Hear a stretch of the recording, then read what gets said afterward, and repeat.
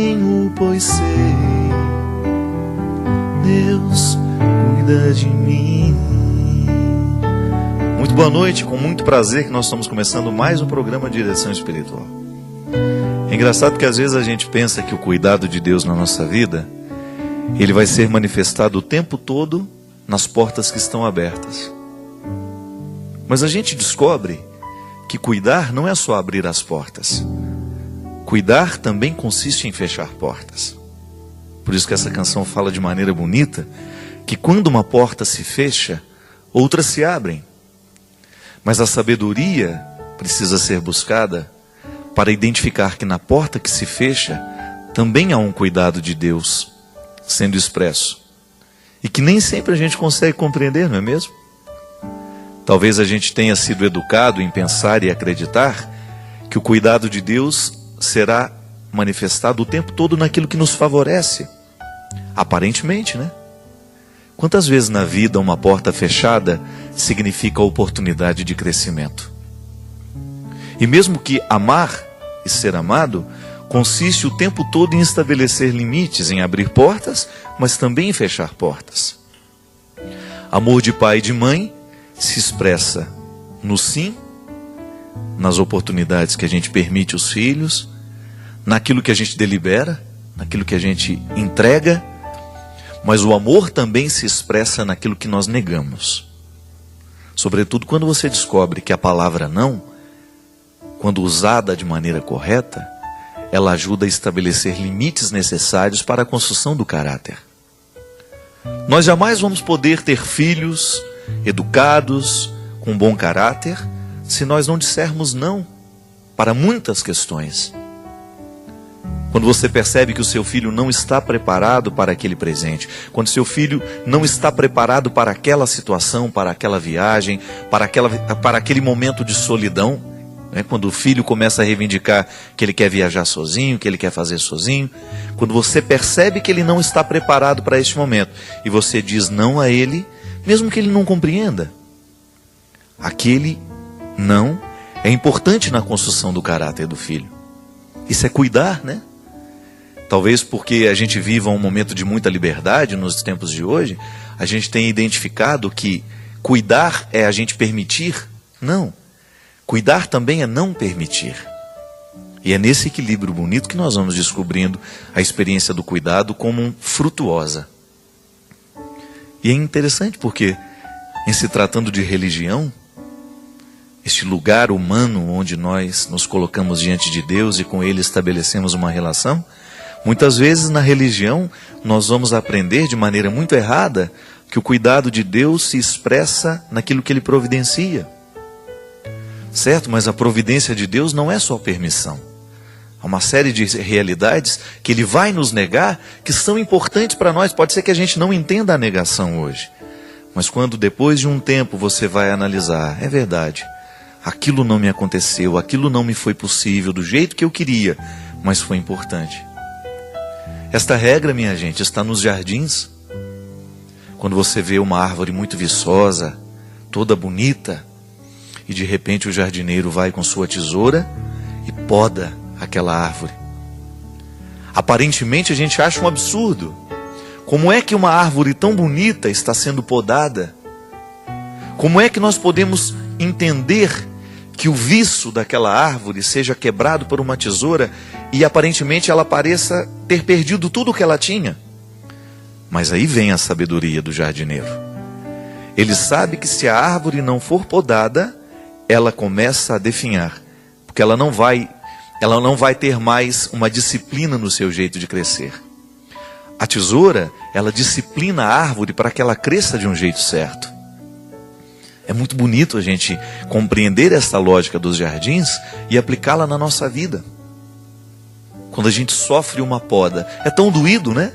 Porque você está acostumado a ser vistoso, você está acostumado a ser grande e de repente uma realidade vem e lhe poda. E você não entende aquilo. É como a gente ser corrigido. Quando uma palavra de correção chega até o nosso coração, a primeira reação que a gente costuma ter é de negação daquela correção. A gente acha que a pessoa que está nos corrigindo está agindo com maldade, a gente corre o risco de pensar que a correção é uma maldade do outro, mas não. Nem sempre ela é uma maldade. Pode ser que seja. Pode ser que existem pessoas maldosas que estejam querendo podar você, não porque você precisa de poda, é porque o seu trabalho, o seu sucesso incomoda.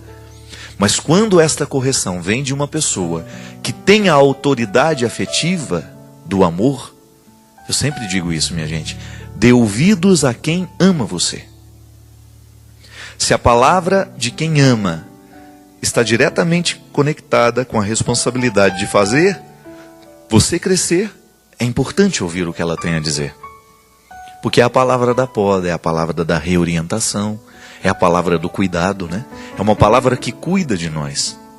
Quando você já experimentou na sua vida, alguém ama você, e ela lhe indicou caminhos que eram mais difíceis, eram caminhos de podas, eram caminhos de renúncias, e você ousou buscar, mesmo sabendo que não seria fácil. Eu já contei isso daqui, mas nunca é demais. Quando eu fazia faculdade de teologia, o padre Joãozinho uma vez me disse assim, estava logo começando o curso, e eu não estava gostando muito de teologia, que eu tinha ficado apaixonado pelo curso de filosofia, e no meu primeiro ano de teologia eu custei a gostar. Depois me apaixonei também, e até gostei mais do que a filosofia. E eu me lembro que numa daquelas conversas que eu tive com ele, ele me disse assim, Fábio, você está acostumado a fazer só o que você gosta. Comece a experimentar na sua vida a fazer coisas que são difíceis para você, que não dá muito prazer. Por exemplo, agora você tem a teologia diante de você. Comece a buscar os caminhos da teologia, mesmo enfrentando as dificuldades que ela lhe oferece. Você não gosta, você prefere a filosofia, mas faça questão. Faça questão de buscar o conhecimento teológico com todas as forças do seu conhecimento, da sua inteligência e da sua afetividade. Queira a teologia. Porque quando a gente faz alguma coisa que a gente não gosta, é uma oportunidade preciosa que a gente tem de crescer. Porque fazer aquilo que você já sabe não vai lhe fazer crescer muito. Eu já sei fazer e aquilo eu repito. Agora, quando você é colocado numa situação adversa, quando você é colocado numa situação contrária, o seu cérebro, a sua emoção tem que reagir de um jeito que você evolui, você avança como pessoa. E aí ele deu um exemplo muito bonito. Tenha dentro de você sempre a coragem de buscar as suas reservas de amor. Porque você vai precisar usá-las no momento em que você estiver sendo contrariado. No momento em que a coisa não for muito favorável a você. Eu tenho, sabe, minha gente, depois dessa conversa com o padre Joãozinho, tanta coisa ficou mais clara diante de mim. Sobretudo porque eu tenho uma vida muito corrida. E eu confesso para vocês que eu não gosto disso. Eu preferiria muito mais ter uma vida tranquila, uma rotina. Quando eu exercito o cansaço excessivo da minha missão, eu sempre me recordo dessa palavra do padre. Quando eu chego num lugar que eu não gosto, porque não é todo lugar que a gente vai que a gente gosta de estar. Ou porque você está muito cansado, ou porque ali tem gente demais e você tem que dar muita atenção e você não está com aquela disposição toda. Eu sempre me recordo da palavra. Busque as reservas, que é nesse momento que você cresce. A gente vai ficando infeliz quando a gente não tem a poda, sabe?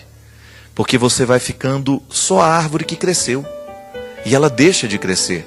Ela atinge um patamar e depois ela fica disforme, porque ela vai lançando galhos para todas as direções, ela perde a disciplina.